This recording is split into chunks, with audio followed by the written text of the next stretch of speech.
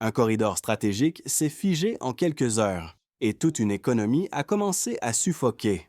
En moins de 3 ans, près de 90% du volume destiné au Sahel a disparu des quais.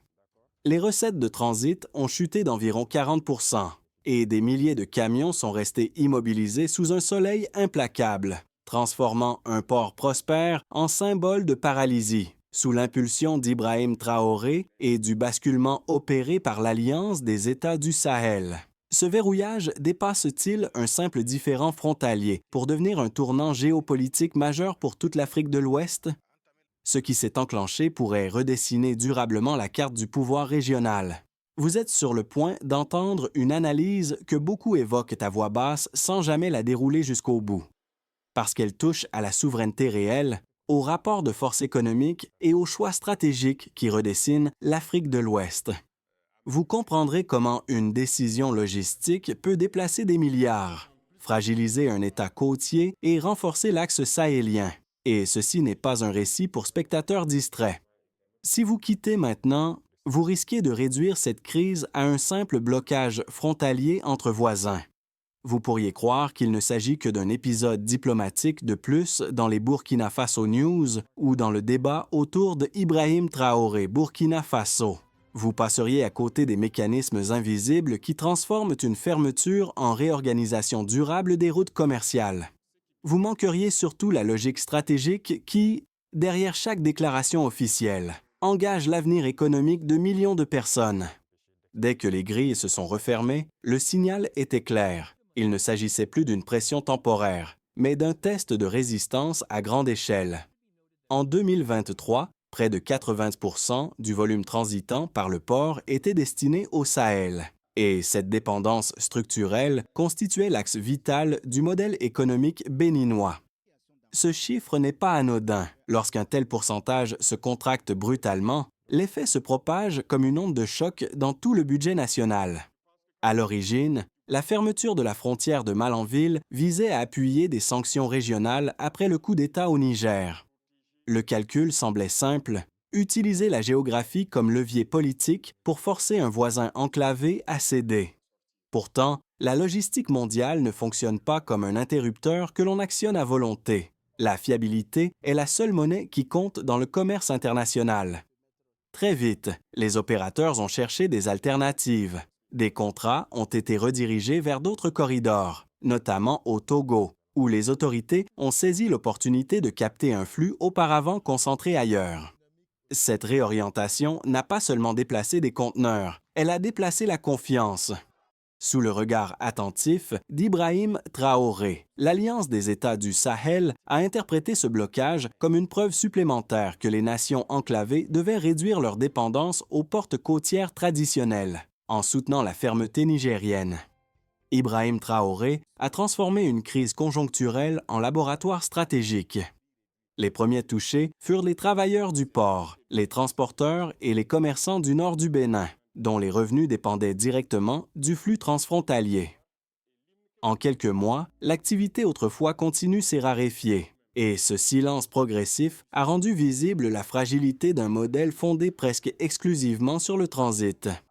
Ce qui semblait être une mesure ponctuelle est ainsi devenu le point de départ d'une recomposition régionale plus profonde. Pour comprendre comment la situation a basculé si vite, il faut observer ceux qui lisaient déjà les signaux faibles avant l'effondrement visible. Parmi eux, des analystes logistiques régionaux et des responsables portuaires expérimentés avaient averti que la confiance commerciale, une fois brisée, met des années à se reconstruire. Leur crédibilité ne reposait pas sur des slogans, mais sur des décennies passées à gérer des flux entre États côtiers et pays enclavés. L'un d'eux décrivait un détail révélateur. Dès les premières semaines de fermeture, certains transitaires ont commencé à renégocier discrètement leurs contrats annuels. Rien de spectaculaire, pas d'annonce publique, juste des signatures déplacées vers d'autres ports, des assurances ajustées, des itinéraires recalculés. Dans le même temps, au sein de l'espace sahélien, des techniciens des douanes et des experts en chaîne d'approvisionnement ont étudié la possibilité d'allonger les routes vers Lomé ou vers des corridors transsahariens. Ce n'était pas encore un changement massif, mais un frémissement stratégique. Ibrahim Traoré s'est appuyé sur ces dynamiques naissantes pour défendre l'idée qu'un pays enclavé n'est prisonnier que s'il accepte de l'être. En soutenant publiquement la ligne de fermeté du Niger, il a renforcé l'idée que la dépendance historique aux ports traditionnels pouvait être contournée par une coopération régionale plus étroite. Très tôt, les effets se sont fait sentir dans les régions frontalières, baisse d'activité sur les marchés transfrontaliers, ralentissement du transport de carburant, produits agricoles en attente faute d'acheteurs. Ce n'était plus une hypothèse théorique, c'était un changement palpable, quotidien. À partir de ce moment, la crise n'était plus simplement diplomatique, elle entrait dans une nouvelle dimension. Tout a basculé à l'été 2023. Avant, le corridor fonctionnait presque sans interruption. Après la fermeture de Malanville, le flux s'est contracté brutalement et la mécanique régionale a commencé à grincer. D'abord, la décision politique. La frontière est fermée pour appuyer des sanctions. Les camions ralentissent, les formalités s'accumulent, puis viennent les premiers jours d'attente, les chauffeurs patientent, les marchandises restent à quai. Ensuite, l'escalade. Le Niger refuse de céder. Les blocs de béton apparaissent. Les portes restent closes. Les déclarations officielles se durcissent. Les opérateurs privés, eux, ne débattent pas. Ils réorientent. Des contrats migrent vers le Togo. Des itinéraires s'allongent. Les assurances recalculent les primes. Chaque semaine ajoute une couche d'incertitude. Le rythme s'accélère. Les grues du port tournent au ralenti. Les entrepôts se vident plus lentement qu'ils ne se remplissent. Les banques commencent à regarder les bilans des sociétés de transport avec prudence. Les recettes de transit glissent d'environ 40 %. Ce n'est plus un signal faible, c'est un trou budgétaire.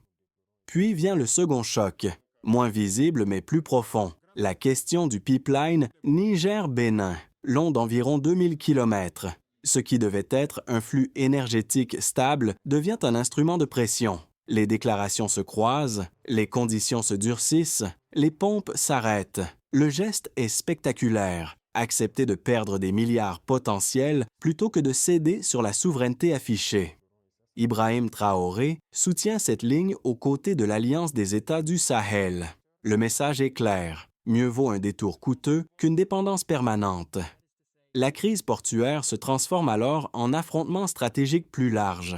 Les partenaires extérieurs observent, les investisseurs calculent. La confiance, elle, se fissure. Dans la phase de réplique, les effets se diffusent. Les marchés du nord du Bénin ralentissent. Les produits agricoles s'accumulent. Les chauffeurs immobilisés comptent les semaines. Le silence s'installe sur certains quais autrefois saturés de bruit. Ce n'était plus une mesure temporaire, c'était un changement d'air. Il est temps de regarder les chiffres sans détour, car derrière les discours, ce sont les données qui donnent la véritable mesure du choc. Au départ, près de 80 % du volume transitant par le port était destiné au Sahel enclavé. Lorsque ce flux s'est contracté, l'économie béninoise n'a pas perdu une simple part marginale d'activité. Elle a vu s'éroder l'axe central de son modèle budgétaire. Un tel niveau de concentration signifie qu'un choc externe devient immédiatement systémique. Puis la baisse s'est matérialisée, environ 40 % de recul des recettes liées au transit.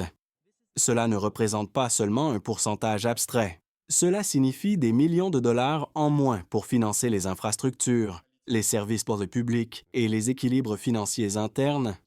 À cela s'ajoute la dimension énergétique, le pipeline Niger-Bénin, long d'environ 2000 km, devait générer des revenus de transit réguliers et positionner le pays comme hub stratégique. Lorsque le flux pétrolier a été interrompu dans le contexte des tensions, le manque à gagner potentiel s'est chiffré en milliards sur la durée du projet. Une infrastructure conçue pour stabiliser les recettes s'est retrouvée transformée en source d'incertitude. Enfin, l'impact humain se lie dans le temps de travail et les revenus. Des chauffeurs autrefois employés à plein temps se retrouvent avec quelques heures par semaine. Des marchés transfrontaliers autrefois animés se sont contractés. Derrière chaque pourcentage se cachent des familles, des crédits bancaires, des scolarités interrompues. Ces données montrent une réalité simple. Lorsqu'un corridor vital se ferme, l'effet dépasse la frontière. Il pénètre le cœur de l'économie nationale et modifie les rapports de force régionaux. Il serait pourtant simpliste de présenter cette crise comme une évidence unanime. Des voix critiques avancent des arguments qu'il faut examiner sérieusement. Le premier argument avancé par ces critiques est le suivant. La fermeture et la fermeté sahélienne auraient aggravé inutilement la situation économique. Selon cette lecture, en soutenant la position du Niger et en maintenant une ligne dure, Ibrahim Traoré et ses alliés auraient contribué à prolonger la paralysie. Au détriment des travailleurs et des commerçants, l'idée est claire. Une réouverture rapide aurait limité les pertes et évité l'érosion de confiance.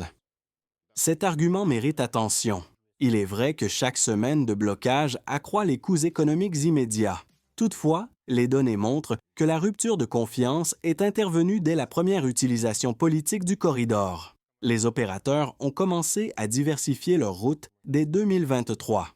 Autrement dit, même une réouverture rapide n'aurait pas garanti un retour automatique des flux. La question n'est donc pas seulement la durée du blocage, mais la perception de fiabilité à long terme.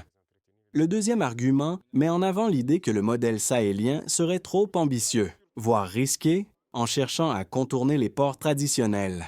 Les critiques soulignent que les itinéraires alternatifs sont plus longs, parfois plus coûteux, et nécessitent des investissements lourds en infrastructures internes. Miser sur ces routes pourrait peser durablement sur les budgets déjà fragiles. Là encore, l'objection est rationnelle. Construire ou réhabiliter des corridors demande du temps et des capitaux. Cependant, le calcul stratégique mis en avant par Ibrahim Traoré repose sur une autre variable, la souveraineté logistique. Un trajet plus long mais politiquement sécurisé peut, à terme, réduire le risque de chantage ou d'interruption brutale. La comparaison ne porte pas uniquement sur les kilomètres, mais sur la stabilité. Lorsque l'on place ces deux perspectives côte à côte, une conclusion s'impose. Le débat ne porte pas seulement sur l'économie à court terme, mais sur la hiérarchie entre rentabilité immédiate et autonomie stratégique.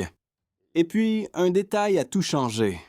La bataille n'était plus seulement frontalière, elle devenait énergétique. Au cœur du bras de fer se trouvait le pipeline Niger-Bénin, près de 2000 km d'acier reliant les champs pétroliers d'Agadem à la côte atlantique. Ce projet devait symboliser l'intégration régionale. Il est devenu un levier de pression lorsque la possibilité de bloquer ou de conditionner le flux pétrolier a été évoquée. La crise a franchi un seuil. Ce n'était plus une question de camions immobilisés. C'était la remise en cause d'un actif stratégique majeur censé générer des revenus sur plusieurs décennies. En réponse, la décision d'interrompre le flux a envoyé un signal radical, accepter un manque à gagner immédiat pour défendre une ligne de souveraineté. Ibrahim Traoré a soutenu cette posture au nom de l'Alliance des États du Sahel. Le message était limpide. Une infrastructure ne doit pas devenir un instrument de contrainte politique. Cette séquence a déplacé le centre de gravité du conflit. Les investisseurs ont observé. Les partenaires extérieurs ont recalculé leurs risques. À partir de là, la crise ne concernait plus seulement un port ou une frontière. Elle redessinait les équilibres énergétiques et stratégiques de toute la région. À partir de ce point de bascule, les conséquences ont cessé d'être théoriques. Elles se sont matérialisées à plusieurs niveaux, visibles et mesurables. Pour l'État béninois, la pression est d'abord budgétaire et stratégique. La contraction d'environ 40% des recettes de transit crée un déficit difficile à combler par des ressources alternatives immédiates. Cela signifie moins de marge pour financer les infrastructures, soutenir les régions du Nord ou stabiliser certains équilibres macroéconomiques. En parallèle, la réputation de fiabilité logistique, construite sur des décennies, se trouve fragilisée. Une fois qu'un corridor est perçu comme un outil politique, la prime de risque augmente pour les investisseurs. Du côté des entreprises, l'effet est direct. Les sociétés de transport voient leurs camions immobilisés pendant des semaines, parfois des mois. Les banques examinent de plus près les prêts accordés au secteur logistique. Les chaînes d'approvisionnement se réorganisent vers Lomé ou d'autres itinéraires. Une partie du chiffre d'affaires migre durablement. Ce déplacement n'est pas seulement géographique, il est structurel. Pour les citoyens, l'impact est plus intime. Dans les zones frontalières, les marchés transfrontaliers ralentissent. Les produits agricoles trouvent moins d'acheteurs. Certains chauffeurs, autrefois employés à temps plein, travaillent désormais quelques heures par semaine derrière chaque camion à l'arrêt. Il y a des frais scolaires, des soins médicaux, des loyers à honorer.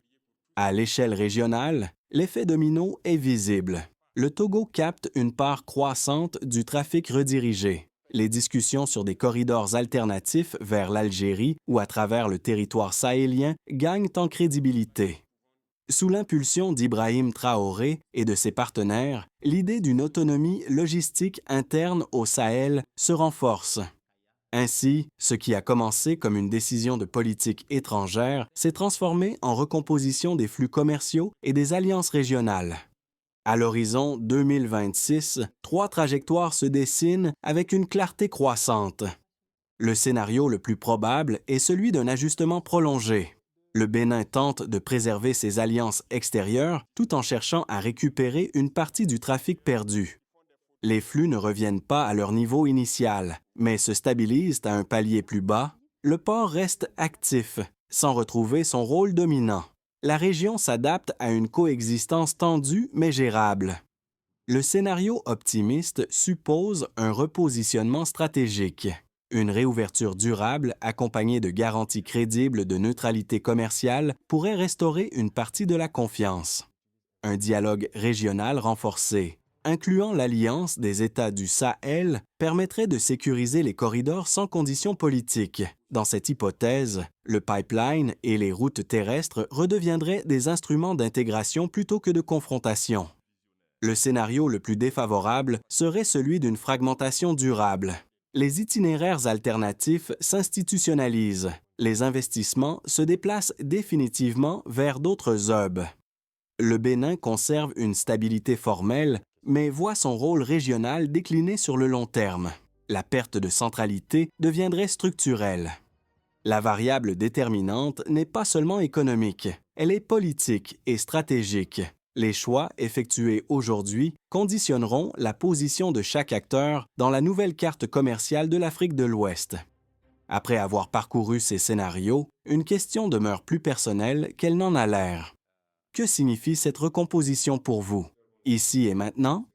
Si vous faites partie de ceux qui suivent de près l'actualité régionale, qui analysent les Burkina Faso News et les débats autour de Ibrahim Traoré, Burkina Faso, vous disposez déjà d'un avantage, la compréhension des dynamiques profondes, mais cet avantage exige vigilance. Les équilibres changent vite, les alliances se redessinent parfois en silence. Continuez à observer les indicateurs clés. Comparer les sources et distinguer le court terme du structurel devient essentiel. Si vous êtes touché indirectement par votre activité professionnelle, par les prix, par les échanges régionaux, l'enjeu est plus concret. Les corridors logistiques influencent les chaînes d'approvisionnement, les coûts de transport, parfois même l'accès à certains produits. Se préparer signifie anticiper des variations, ajuster des attentes, comprendre que les flux commerciaux sont désormais plus fragmentés qu'auparavant.